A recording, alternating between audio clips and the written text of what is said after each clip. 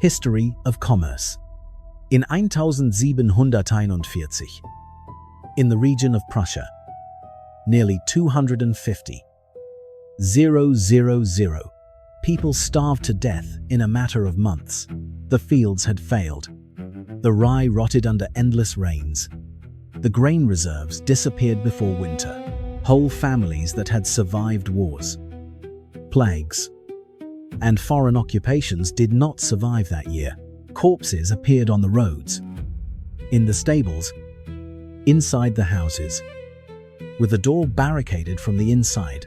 Entire villages that had existed for centuries disappeared from the map, not because of any battle, but because of the absence of sufficient food. And while that was happening, while Prussia was burying 250,000 of its inhabitants, there was a crop that had been growing on European soil for almost 2 centuries, a crop that would have fed all those people, that would have prevented every single one of those deaths, that would have filled every empty pantry of every village that disappeared that winter. A crop that the Prussian peasants knew, that they had seen, that some had even tasted, and that the majority refused to plant because they considered it poison. They called it pig food. They called it the devil's fruit. They said it caused leprosy, that it provoked fever, that it corrupted the blood. That crop was the potato. And the story of how it went from being the most despised tuber in Europe to becoming the food that allowed the greatest demographic growth of the continent in its entire history, it is a story that spans 10,000 years. 4 continents, 2 empires, a famine that killed 1 million people, and a conspiracy of silence that European governments preferred not to talk about for decades. It all starts long before Europe. It starts in the highest mountains of the inhabited world, in a high plateau, so cold and so dry that today, most tourists who visit it need medication just to walk without getting dizzy. More than 8,000 years ago, in the Andean plateau of what is today southern Peru and northern Bolivia, indigenous communities, living between 3,500 and 4,000 meters above sea level, cultivated a landscape that outwardly seemed uninhabitable. The nights could drop below 0. Even in summer, the ground froze in the dark and thawed at dawn.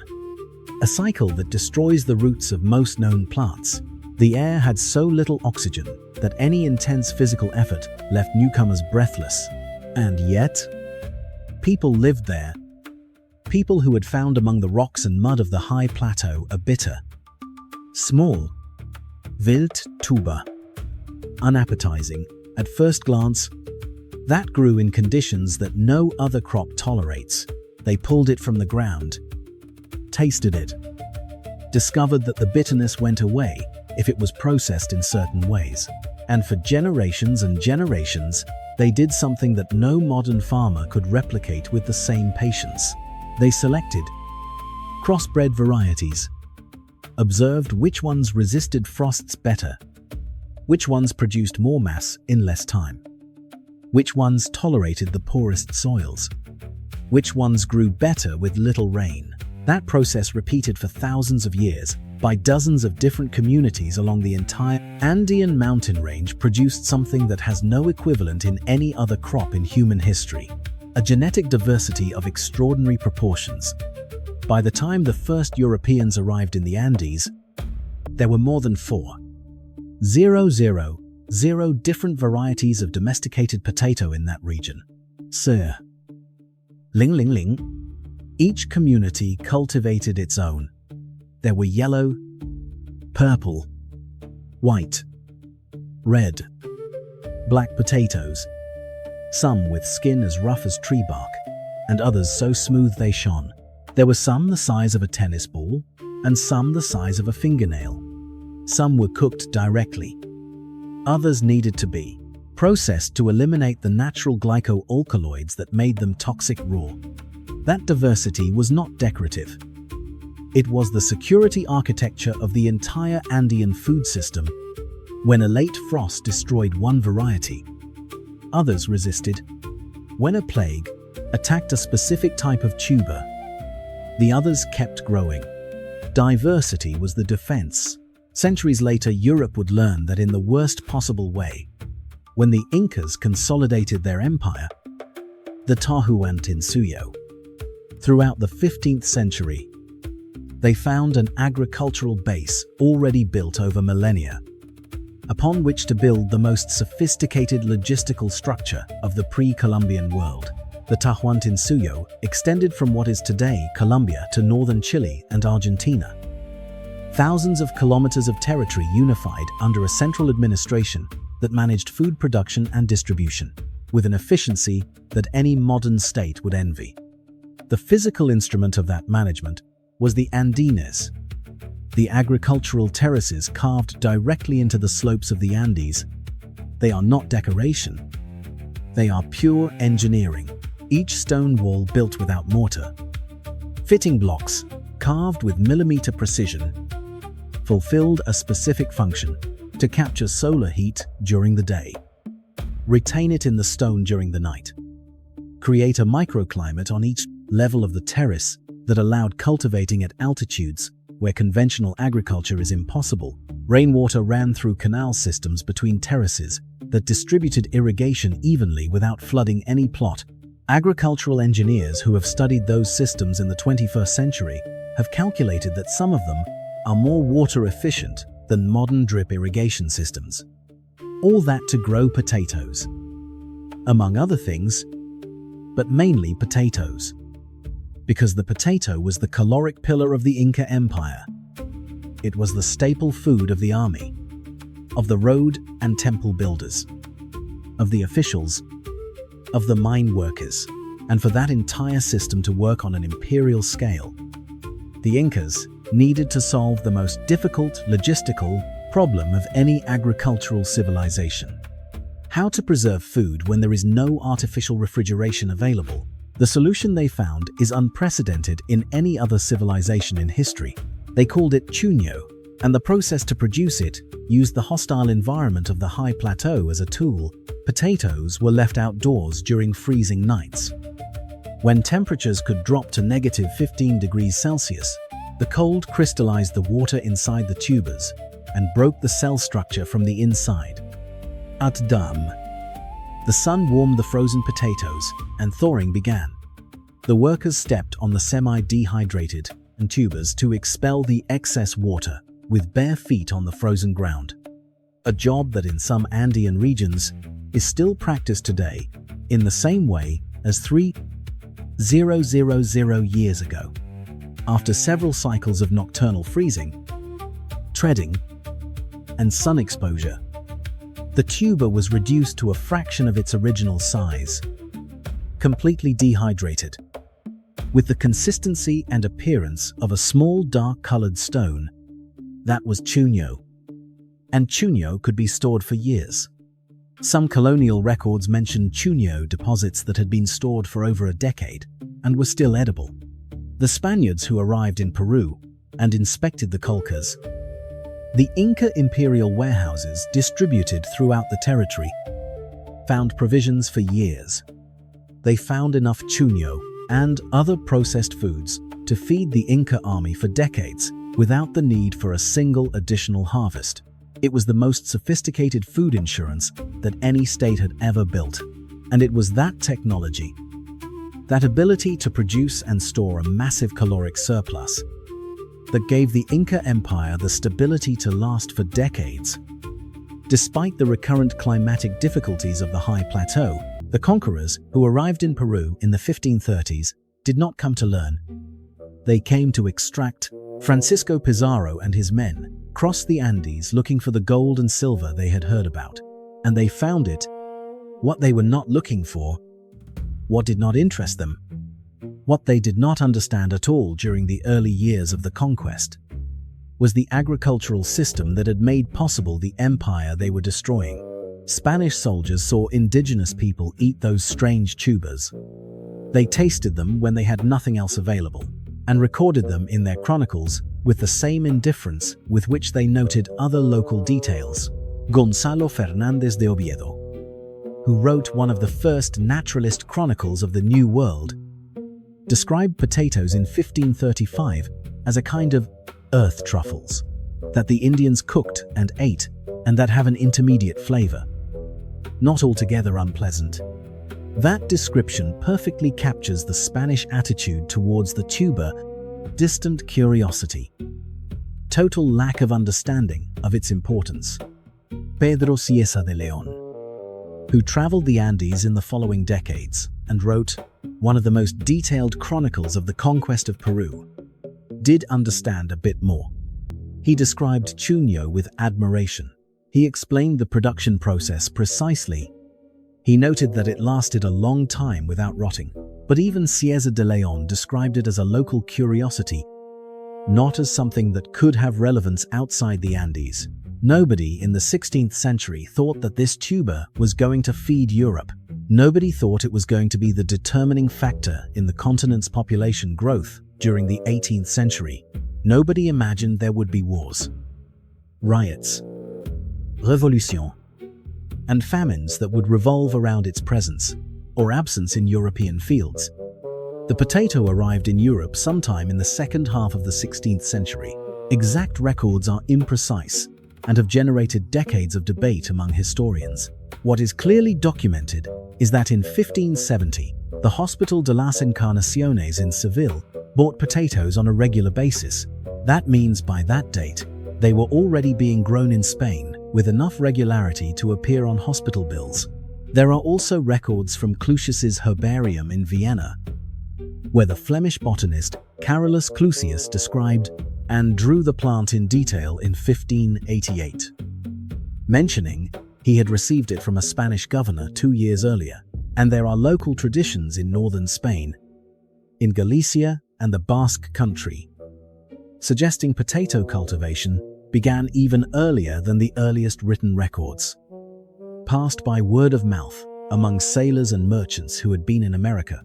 But the potato's journey through the European continent was extraordinarily slow. It took almost a century from its arrival until it began to be widely cultivated in northern Europe, and that century was a period of rejection, distrust, and in some cases explicit prohibition. To understand why, you have to understand how 16th century Europeans thought about plants and food. In Renaissance Europe, food classification was still based on the Galenic medical system inherited from Greek antiquity. Galen, the Roman physician of the 2nd century, had classified foods according to their properties of heat, cold, moisture, and dryness. And that classification determined which were beneficial and which were dangerous for different body types and in different seasons. The potato didn't fit into any category of that system because Galen had never seen it. It was an off-catalogue item, and in 16th century medicine and botany, an off-catalogue item was suspicious by default. But the problem wasn't just medical, it was botanical and theological. The potato belongs to the nightshade family, and European botanists quickly identified that belladonna belongs to the nightshades, mandrake belongs to the nightshades, black henbane belongs to the nightshades. All those plants were well-known poisons in Europe, associated since antiquity with poisonings, witchcraft, and sorcery rituals. Witches, according to popular European tradition, made their ointments with mandrake. Belladonna was used to dilate the pupil and make them shine, what contemporaries described as the sign of the devil in the eyes. When a 16th century European looked at the potato plant and saw leaves similar to those of those plants, the association was immediate, and the part of the plant that was eaten was the one that grew underground in the dark, which in popular European symbolism was the realm of the infernal. Cereals grew towards the sun.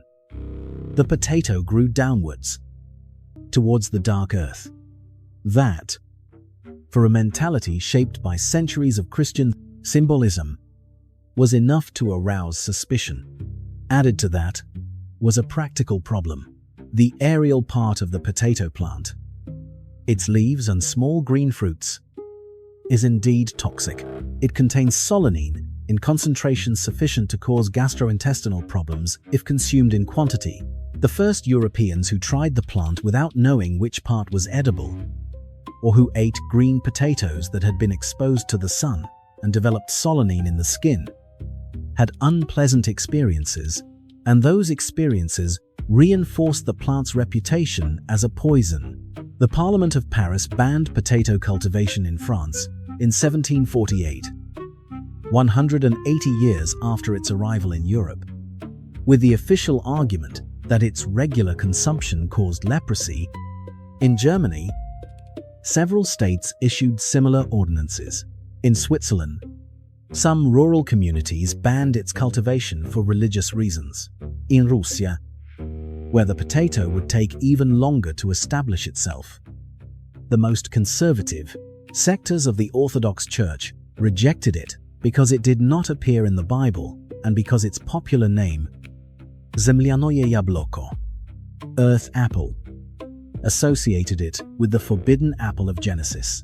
The history of European resistance to the potato is also a story of how cultural and religious beliefs can block for decades or centuries the adoption of practical solutions to urgent problems. And that blockage had an enormous human cost. Famines that ravaged Central and Northern Europe in the 16th, 18th, and 18th centuries, while the potato waited in southern fields without being planted in the north, cost millions of lives that could have been saved. While Northern Europe rejected the potato for cultural reasons, the South began to adopt it for survival reasons. The poorest peasants of Spain, Italy, and Portugal, who farmed on marginal soils with rudimentary tools and without access to the cereals that feudal lords kept for themselves, discovered that the potato grew in lands where wheat could not. Wheat needs deep, well-drained soils with a certain level of nutrients. The potato tolerates acidic soils, clay soils, stony soils, soils that the cereal abandons. For a peasant who only has access to land that no one else wants, that is the difference between planting something or planting nothing.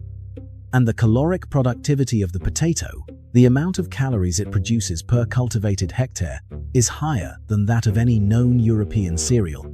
A well-cultivated hectare of wheat in 18th century Europe produced between 801 0.000 kilograms of grain. A hectare of potatoes produced between 4.000 and 6.000 kilograms of tubers. Translated into calories, that meant the same land with the same labor fed double or triple the people. For feudal lords and landowners, that advantage was uninteresting because they had access to good land and could sell grain at a good price in the markets. For landless peasants, or those with poor land, the difference was literally vital. Ireland was the first country in Europe where the potato went from a marginal crop to the main food of the population, and the process by which that happened clearly reveals the social mechanics of adopting a new food. The island of Ireland had in the 16th and 17th centuries a land ownership structure that functioned as an organized extraction of resources. After the English conquests and plantations of the 16th and 17th centuries, most of Ireland's good lands passed into the hands of English and Protestant owners who lived in many cases in England and managed their properties through intermediaries. That land was mainly used for cattle pastures and export cereal crops that left Ireland for English markets.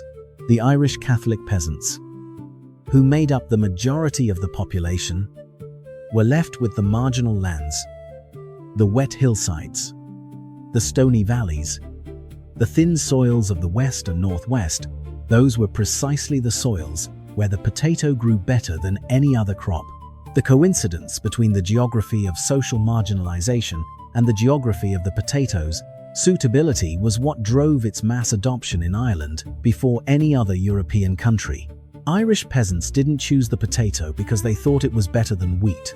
They chose it because it was the only thing they could produce in sufficient quantity on the land they had available. And it turned out that this accident of marginality gave them for almost 2 centuries a nutritional advantage over populations that depended on cereal. The potato arrived in Ireland probably in the second half of the 16th century, either from merchants who brought it from Spain or directly from Atlantic expeditions. By the mid-17th century, it was already the staple food of a large part of the rural population. By the mid-18th century, it was the only food of the poorest in many regions of the country. Literally the only one. An Irish agricultural day labourer at that time could spend 6 or 7 months a year eating exclusively potatoes, supplemented, at best, with some milk or butter. That sounds like a diet of extreme deprivation. And in a way it was. But from a nutritional standpoint, the boiled potato with milk is surprisingly complete. It provides complex carbohydrates, vitamin C, in amounts that prevent scurvy, vitamin B6 essential for metabolism, potassium, iron, phosphorus, and an amount of protein that, although low, is sufficient when consumed in the volumes to which Irish peasants were accustomed, who could eat between 3 and 5 kilograms of potatoes a day. During periods of intense labour, English doctors visiting Ireland in the 18th century were confused by the paradox of an evidently poor population that nevertheless had relatively robust physical health, good teeth, notable physical endurance, and rates of vitamin deficiencies much lower than one would expect. The explanation was in the tuber.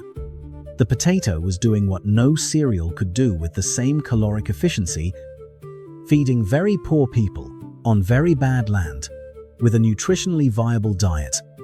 The demographic consequences were spectacular.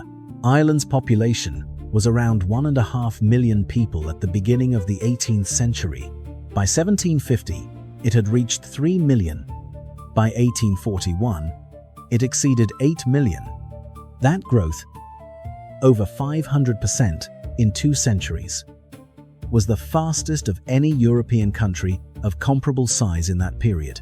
And although demography is always multi-causal, the correlation between the expansion of potato cultivation and Irish population growth is so close that it is difficult to attribute it to coincidence. The potato reduced infant mortality because it guaranteed poor families a sufficient caloric supply, even in difficult years.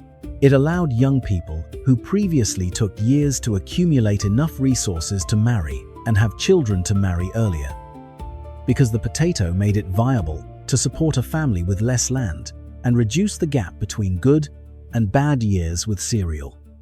A year of mediocre harvest was a year of severe deprivation. With the potato, whose production was more stable in Ireland's wet climate, the fluctuations were smaller.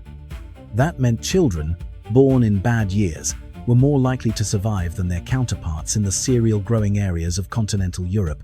More births, fewer deaths, explosive demographic growth, and all thanks to an Andean tuber. What was happening in Ireland did not go unnoticed by European statesmen and economists of the 18th century. Several observers noted the correlation between the spread of the potato and population growth. The economist Adam Smith in The Wealth of Nations, published in 1776, mentioned Irish women who raised their children on potatoes as an example of the nutritional productivity of that food. Thomas Malthus, whose theory on the limits of demographic growth dominated the economic debate of the early 19th century, used the example of Ireland to illustrate both the possibilities and dangers of a food that allowed population growth faster than the growth of other resources. But while economists debated, the peasants of Central and Northern Europe continued to resist. And those who were going to change, that would not be the economists, but the kings, Frederick II of Prussia, who ruled from 1740 to 1786, and who history remembers as Frederick the Great, was a man who understood food problems in a directly military way. An army needs to eat. A population needs to eat to produce soldiers. A state that cannot feed its population in times of war loses the war before fighting it. after the famine of 1741, which had killed 250,000 Prussians, while the state coffers bled in a costly war. Frederick decided that Prussia's food vulnerability was a strategic problem that had to be solved, and the solution, he was clear, was the potato. The problem was convincing his subjects. Frederick issued in 1744 the first of what would be dozens of royal edicts ordering Prussian peasants to plant potatoes. The peasants ignored them. In some cases, when local authorities tried to enforce the edict by force, the reaction was passive resistance. Planting the potato, but not caring for it. Burying the tubers without the correct spacing so they wouldn't produce. Frederick escalated the pressure, threatened punishments, sent inspectors, little by little, in the regions where hunger was most severe and alternatives scarcest. Peasants began to really plant potatoes, and when they ate them and survived the winter better than in previous years, the argument made itself. By the end of the 18th century, Prussia was one of the leading potato producers in Central Europe, and that food base directly contributed to the Prussian state's ability to sustain the armies that allowed it to expand militarily during the 19th century. The most widely circulated anecdote about Frederick and the potato, which historians debate, but none have been able to completely disprove, is that he supposedly ordered the royal potato fields at Sanssouci to be guarded by soldiers, not to prevent anyone from stealing, but for exactly the opposite reason, so that the region's peasants would see that what was growing in those fields was valuable enough to deserve guarding. Where there is a guard, there is something to protect. Where there is something to protect, there is something to want. The peasants began stealing potatoes from the royal fields at night, and by planting them in their own gardens, they discovered exactly what Frederick wanted them to discover, that they yielded more, fed better, and withstood difficult years more firmly than cereal. The story may be apocryphal, but the psychology it describes is completely real. Throughout the entire history of the potato's adoption in Europe, cultural resistance yielded to direct experience, not to arguments, not to edicts, not to threats, to the experience of planting, harvesting, and eating, and surviving a winter that previously would have proved insufficient. In France, the process was different in its forms, but identical in its logic. Antoine Augustin Parmentier is the name that appears in every history book about the potato in France, and his story is one of the most ingenious public relations campaigns of the 18th century. Parmentier had been captured during the 7 Years' War and spent several periods as a prisoner of war in Prussia, where the Germans fed him mainly potatoes. He didn't die. In fact, he concluded that he ate rather well compared to what he would have had in other captivities. When he returned to France, he became the most persistent and imaginative defender of the potato that European gastronomic history has known. The problem he faced was formidable. The Parliament of Paris had banned potato cultivation in 1748. Many French doctors still claimed it caused leprosy. The rural population distrusted it, and the intellectual elite, which in France had disproportionate cultural influence over the food trends of the whole society, simply did not consider it a food worthy of attention. Parmentier attacked the problem from every possible angle. He presented memoirs to the Academy of Sciences, arguing the potato's nutritional properties. He convinced King Louis XVI to wear a potato flower in his buttonhole, and Queen Marie Antoinette to wear potato flowers in her hair, thus turning a peasant tuber into a courtly fashion accessory. He organized banquets where he served dishes made with potatoes to personalities of the French Enlightenment. He invited Benjamin Franklin, who was in Paris as the American ambassador, to one of those banquets. Franklin, coming from an Anglo-Saxon culture with a less complicated relationship with the tuber, ate with appetite. The contrast between the host's sophistication and the main ingredient's humility was the point of the demonstration. If a banquet of that quality could be built on the potato, perhaps the potato wasn't what everyone thought. The definitive turning point in France, however, was not produced by Parmentier, but by the harvests. The years around 1789 were years of agricultural catastrophe in much of France. The winter of 1788 was one of the harshest of the century. The following summer was anomalously dry and hot, and the 1789 cereal harvest was disastrous. The price of bread rose to levels that made it impossible for the urban poor to feed themselves. In Paris, a working-class family would spend over 90% of their wages on bread, and bread was scarce anyway. The hunger that struck the French cities and countryside in the winter of 1788 and spring of 1789 was one of the direct factors that pushed the population of Paris onto the streets in July of that year. The French Revolution didn't start just because of political ideas about liberty and equality. It also started because people were hungry and the state couldn't feed them.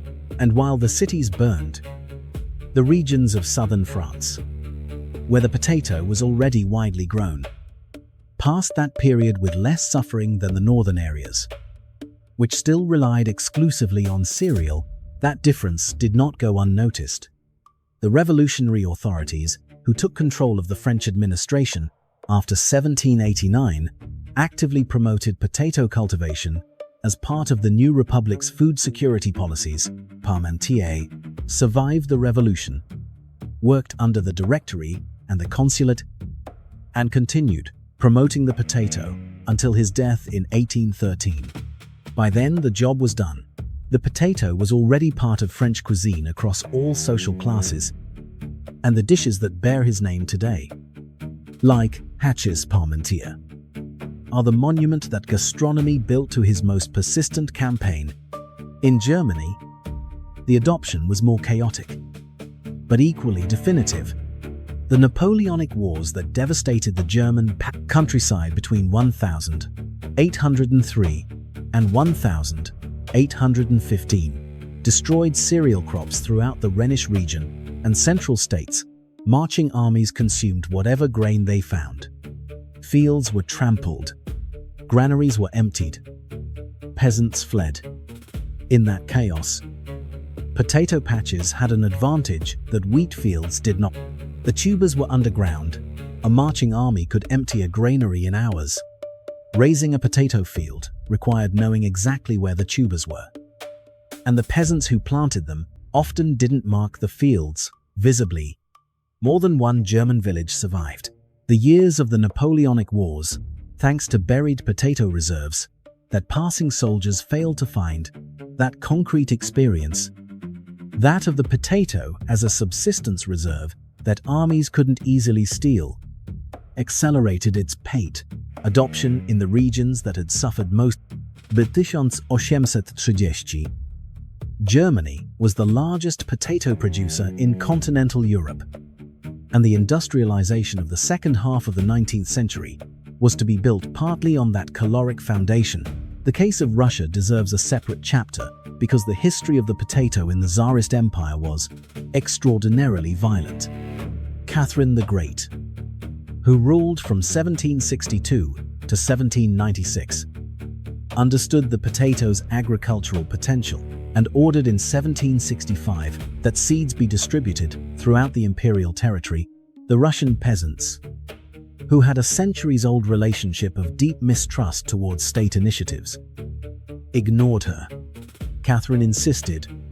The Free Economic Society, which she founded in 1765, published a treatise on the advantages of the potato with instructions on how to plant and cook it that were distributed throughout the country.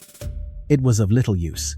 At the beginning of the 19th century, the potato was still a minority crop in Russia, confined to the gardens of the urban classes and some northwestern regions with Swedish and German influence. It was Tsar Nicholas I who attempted the most draconian measure. In 1842, he issued a ukaz, an imperial decree, ordering all state peasants to plant potatoes on a designated portion of their communal lands. The reaction was what historians call the Potato Riots, a series of rural uprisings that broke out between 1842 and 1844 inches. Dozens of provinces of the empire, the rebelling peasants weren't just opposing the potato, they were opposing state intrusion in their agricultural decisions, the taxes that accompanied new crops, and in some cases, what they perceived as a threat to their religious beliefs. Some sectarian preachers had spread the idea that the potato was a diabolical plant, identifying it with the apple from the tree of knowledge of good and evil. There were villages where people preferred to burn their own fields rather than plant the cursed tuber. The government responded by sending troops. There were mass arrests. In some cases, force was used to compel planting, and yet, the potato ended up taking hold in Russia. Not by decree, but by hunger. The decades of bad weather and failed harvests in the second half of the 19th century meant that peasants who had rejected the potato ended up adopting it for the same reason everyone else had before. Because when cereal failed, the potato endured. By the end of the 19th century, Russia was the world's largest potato producer. The black soils of the south and the northern plains proved to be ideal soils for cultivation. And vodka, which was partly made with potato starch since the mid-19th century, had become such a central element of Russian popular culture that it is hard to imagine the country's social history without it. The tuber that the sectarians had called the devil's fruit was now the ingredient of the national drink. The 19th century was the century the potato consolidated its dominance over the European diet, but also the century when the fragility of that dominance was exposed in the most brutal way possible. And to understand that fragility, we must return to the genetic diversity that the Andean peoples had built over millennia, and that Europeans, unknowingly, had completely ignored. The potato varieties that arrived in Europe in the 16th century were few. No one knows exactly how many, but modern genetic evidence suggests that all European varieties existing before the 19th century descended from a very small number of original plants, perhaps from a single introduction, with a few tubers, and for 2 centuries, European farmers had selected and multiplied those few varieties without introducing new genetic diversity. The potato fields of Ireland, Germany, and France were huge expanses of genetically almost identical crops. If a pathogen was able to attack one plant, it was able to attack them all.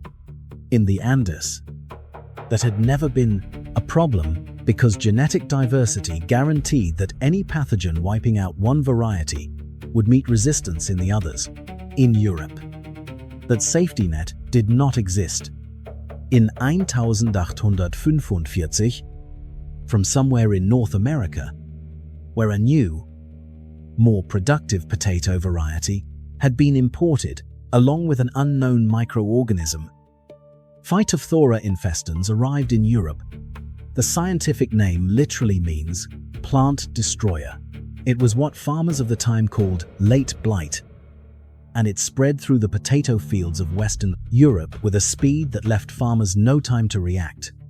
Infected plants showed dark spots on the leaves that spread rapidly. The leaves turned black and fell, and the tubers, growing underground, rotted from the inside, becoming a wet, foul-smelling mass that filled the field with an odor that all witnesses at the time described as unbearable.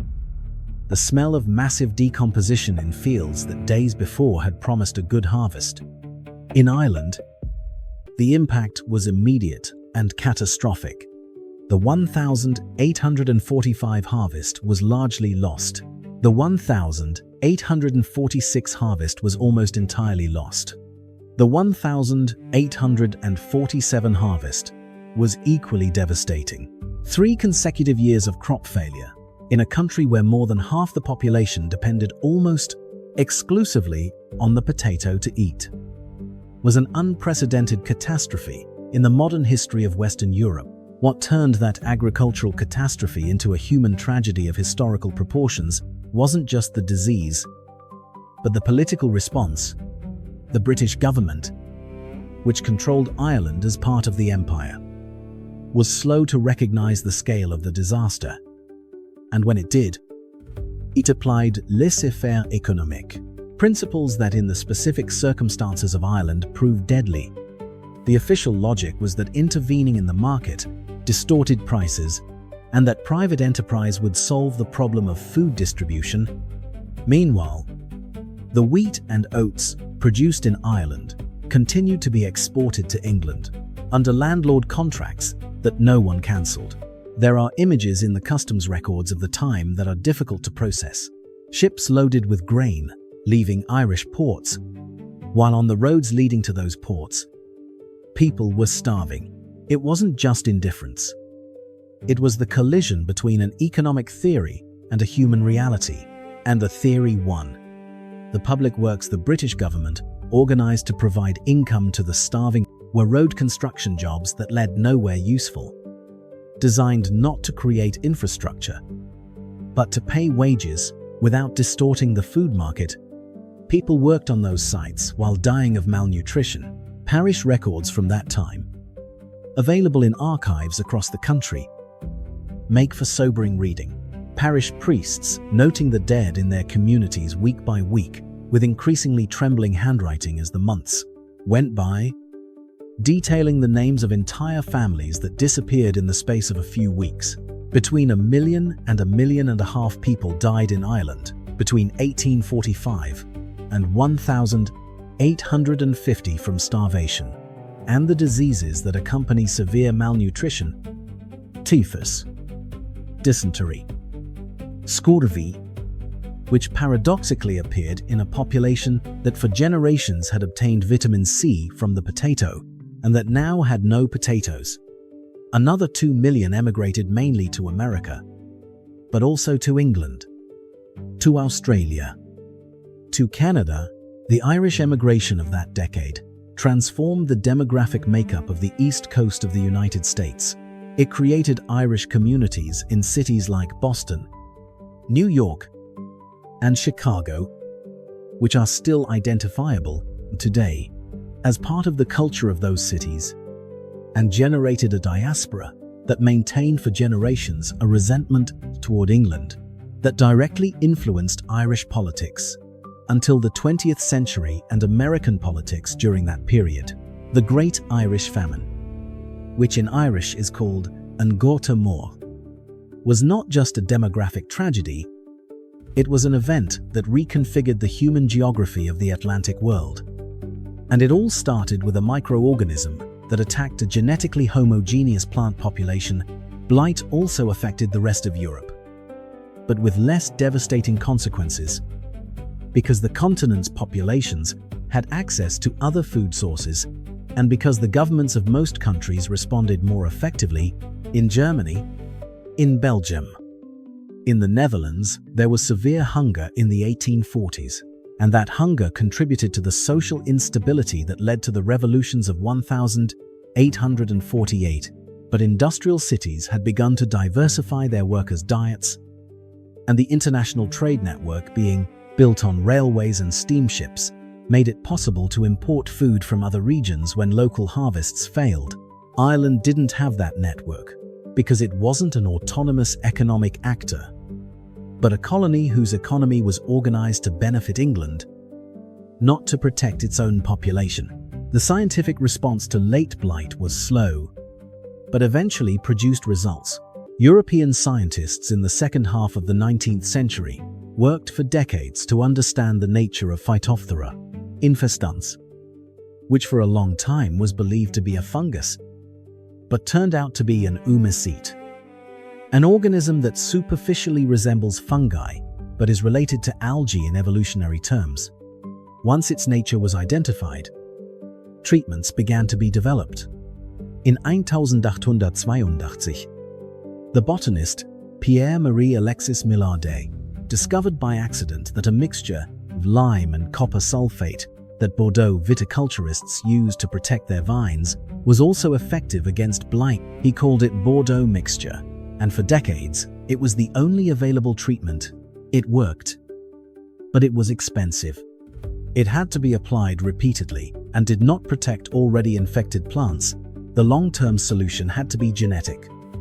Developing potato varieties that had natural resistance to blight, and for that, it was necessary to return to where it all began.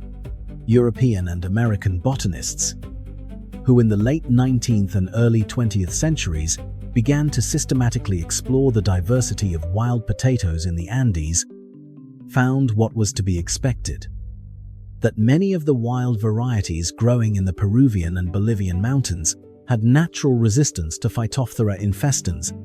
The plants had coexisted with that pathogen for millennia and had developed defenses that European varieties, which had never been exposed to it before, 1845, did not have. Crossbreeds between resistant Andean varieties and high-yielding European varieties produced the modern varieties grown worldwide today. The process was neither fast nor simple. It took decades of genetic improvement work in experimental stations in several countries, but it worked. Modern potato varieties are much more resistant to blight than those of the 19th century.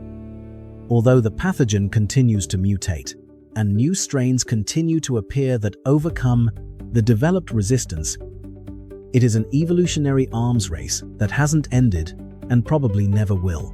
And the arsenal of resistance genes with which scientists fight that race comes largely from the wild Andean varieties that the indigenous peoples of Peru and Bolivia cultivated and maintained for millennia, while Europe processed the lessons of the Great Famine and scientists worked to develop more resistant varieties. The potato continued to expand through the rest of the world. In Asia, its adoption was later, but equally transformative. The potato arrived in India in the 16th century, probably through the Portuguese, who had a presence in Goa. For 2 centuries, it was a marginal crop in coastal areas and colonial city gardens. It was the expansion of the British Empire towards the northern mountainous areas, the Himalayas and the northwestern hills, that accelerated its adoption. Because potatoes grew at altitudes where rice and wheat could not. By the end of the 19th century, the hill communities of northern India had adopted the potato as a staple crop, and throughout the 20th century, the tuber was incorporated into the subcontinent's cuisine in a way that today seems inseparable from Indian culinary tradition. Aloo gobi, the famous potato-stuffed samosas, aloo paratha, potato biryani are dishes that the current generation of Indian cooks considers ancestral pato, but in the form we know them are less than 150 years old. China, which today is the world's largest potato producer, significantly adopted the tuber only in the 20th century, and the growth of cultivation in the country overall the last few decades has been one of the factors that has made it possible to feed a population of over 1.4 billion people in a territory with limited agricultural resources per person. The Green Revolution of the 1950s and 60s, which developed high-yielding varieties of wheat and rice through the work of Norman Borlaug and his collaborators, saved hundreds of millions of people from starvation in Asia and Latin America. But it also had a cost that took decades to be recognized. It concentrated global food production in a very small number of genetically similar varieties, reproducing on a global scale the same homogeneity problem that had turned 19th century Irish fields into a disaster waiting to happen. The response to that risk, which geneticists began to point out in the 1970s, was the establishment of germplasm banks, repositories of seeds and genetic material of thousands of crop varieties stored in controlled conditions to preserve the diversity that industrial agriculture was destroying in the fields. The most famous of these repositories is the Svalbard Global Seed Vault. Built in Norway in 2008, inside that vault, among millions of seed samples of crops from all over the world, there are thousands of samples of Andean potato varieties. The knowledge that the plateau peoples built over 8 millennia is preserved in an Arctic permafrost bunker, waiting for the moment the world needs it again. That moment may be closer than it seems. Climate change is altering rainfall patterns, summer temperatures, and the distribution of agricultural pests and diseases in ways that 20th century models did not anticipate. The areas where wheat and rice have grown for millennia are seeing the conditions that make those crops possible deteriorate. Summers are hotter, droughts are more frequent and longer, monsoon rains are more irregular. In this context, the potato, with its ability to grow in an enormous variety of climatic conditions and with its caloric efficiency superior to that of cereals, once again becomes a strategic crop of the highest magnitude. And the Andean varieties that withstood the freezing nights of the high plateau for millennia have genes that modern breeders want to incorporate into varieties that can grow in the conditions that climate change will create in the coming decades. The International Potato Center, based in Lima, preserves over 800 varieties of cultivated potato and more than 700 varieties of related wild species. It is the most important potato genetic diversity repository on the planet and works with scientists from more than 100 countries to develop varieties adapted to the specific conditions of each region. In the hills of Rwanda, where temperatures are rising and rainfall patterns are increasingly unpredictable, the center works with local farmers to introduce heat-resistant Andean varieties that produce where conventional varieties no longer yield. In Bangladesh, where regular floods destroy rice crops, flood-resistant potato varieties are starting to guarantee a harvest in years where previously there was nothing. In Nepal, where mountain communities live at altitudes that no other crop can sustain, high mountain Andean varieties are the basis of food security for thousands of families. The modern world eats potatoes in ways that would have been completely unrecognizable to a 15th century Andean peasant or a 17th century European farmer.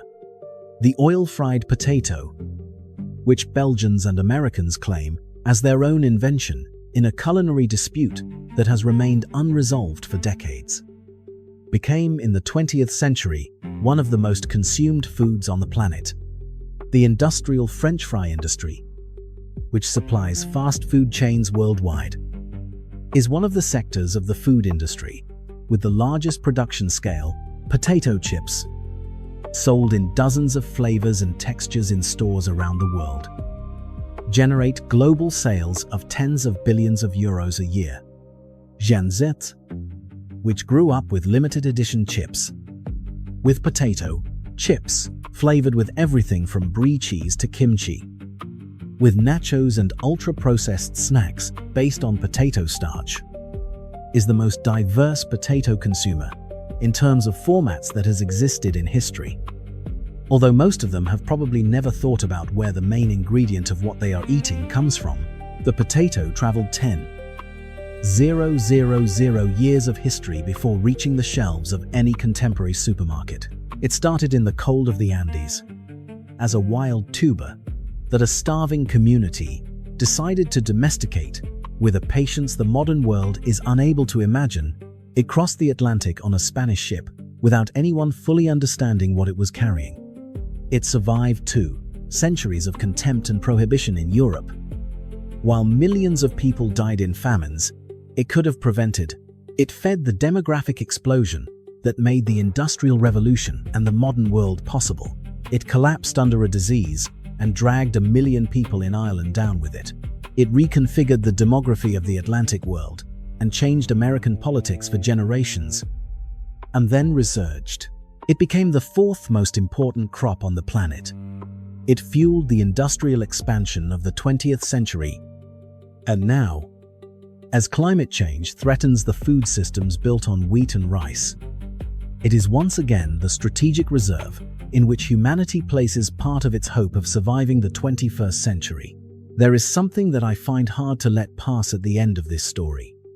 The varieties that fed Europe, that sustained the Industrial Revolution, that allowed the fastest demographic growth of the continent in its entire history, came from the hands of people whom that same Europe tried to wipe off the map. The conquerors who extracted the potato from the Andes simultaneously destroyed the knowledge system that had given it all its value. The thousands of varieties, the preservation techniques, the terrace farming systems, the knowledge accumulated over millennia about which plant goes in which soil, at what altitude, at what time of the year, all that was largely lost. And when Europe needed that knowledge again, after the blight catastrophe, it had to return to the Andes to look for it. What it found there in the indigenous communities that had survived the conquest was exactly what it needed. The diversity that Europe had ignored for centuries was the solution to the problem that homogeneity had created. That is not an abstract metaphor about cultural diversity.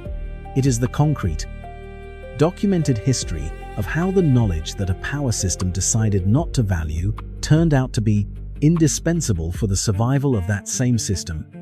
There are few historical lessons clearer than that. And it is stored in a tuber that you probably have in your kitchen right now.